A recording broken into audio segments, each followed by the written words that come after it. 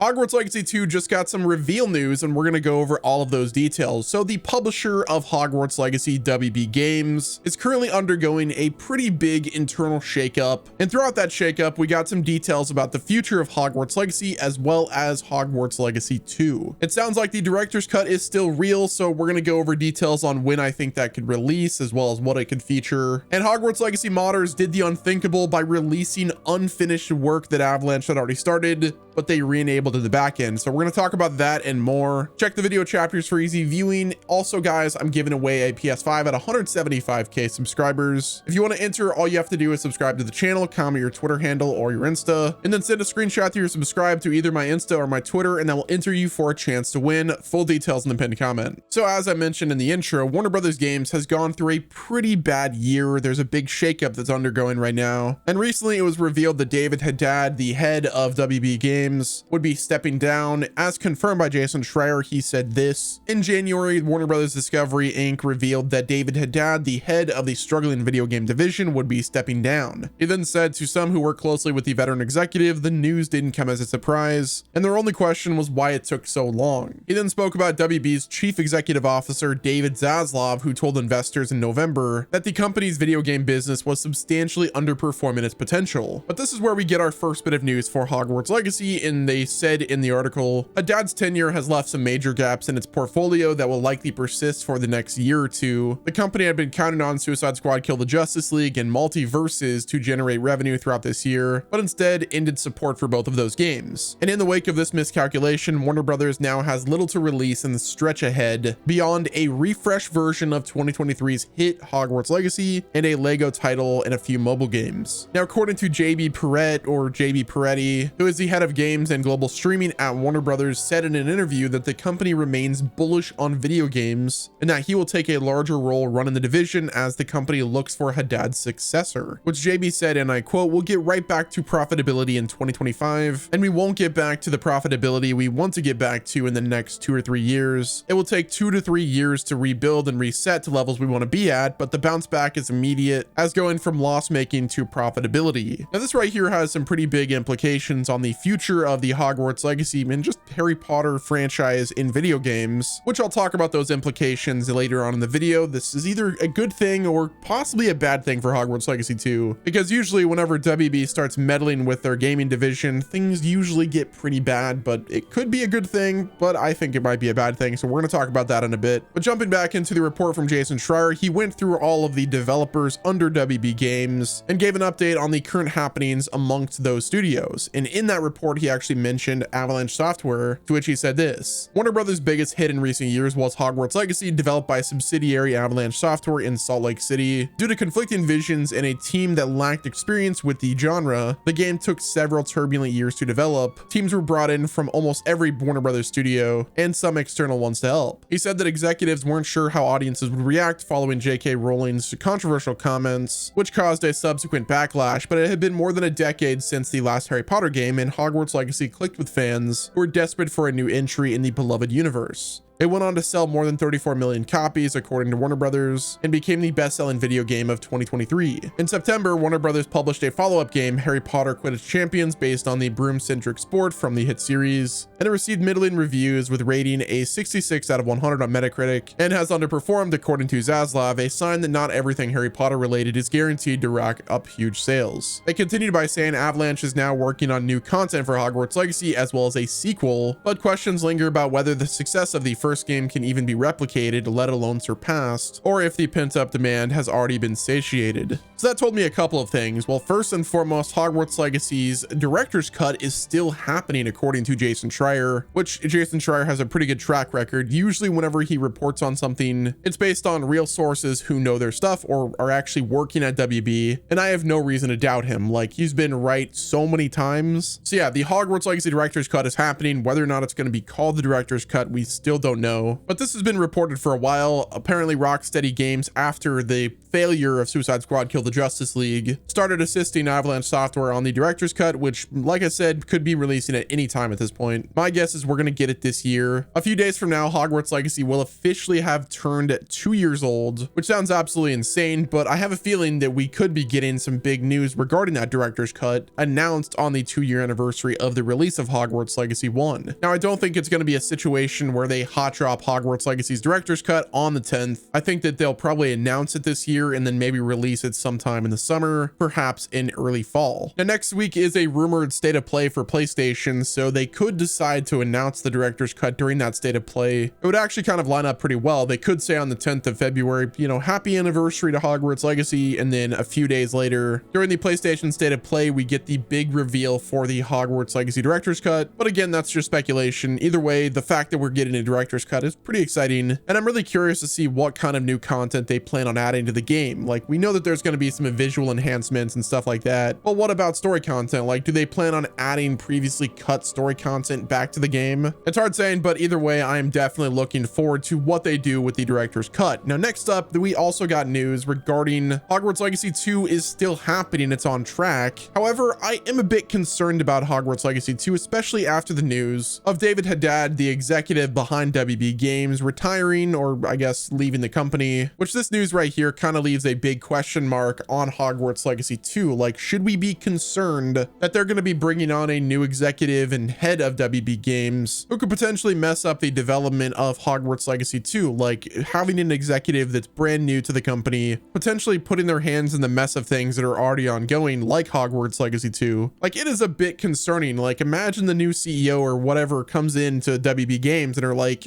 Hogwarts Legacy 2, you need to stop what you're doing and we need to make that a live service game, and there better be a lot of microtransactions. But like, you guys understand what I'm saying, right? Like, an executive could join in and really mess some things up for Hogwarts Legacy 2's development. Will it happen? Am I pre-crying? Yes, I am. I don't know if it's going to happen or not. Like, it's hard saying. I would hope that Warner Brothers Discovery puts somebody in that actually understands the industry and understands what they need to do, and, you know, just doesn't bite the hand that feeds them. Like, Hogwarts Legacy 2 is their biggest game in the works right now, and it was the best-selling game of 2023. So the stakes are very high for Hogwarts Legacy 2 to perform, and that's not even mentioning the fact that Hogwarts Legacy 2 will be connected to the story of the Harry Potter show. So yeah, there is a lot riding on the success of both of those IPs, which is why I think that whatever executive decides to take up the mantle of WB Games, they're gonna probably do it right. I would at least hope. My only wish is to just let Avalanche Software cook. They did it with Hogwarts Legacy 1, and they'll do it with Hogwarts Legacy 2. If you give them time, if you give them money, they will succeed with the next game. Now, as I kind of mentioned before, there is a lot riding on Hogleg 2 to succeed, and I think that that right there is probably going to ramp up the production and kind of force timelines to shift in the hopes of getting that game to release sooner. Now, usually whenever stuff is rushed, it doesn't turn out that great, but this is a sequel we're talking about. They already have the castle built, they've got most of the grounds built, and a lot of assets they could reuse for the sequel. So I would imagine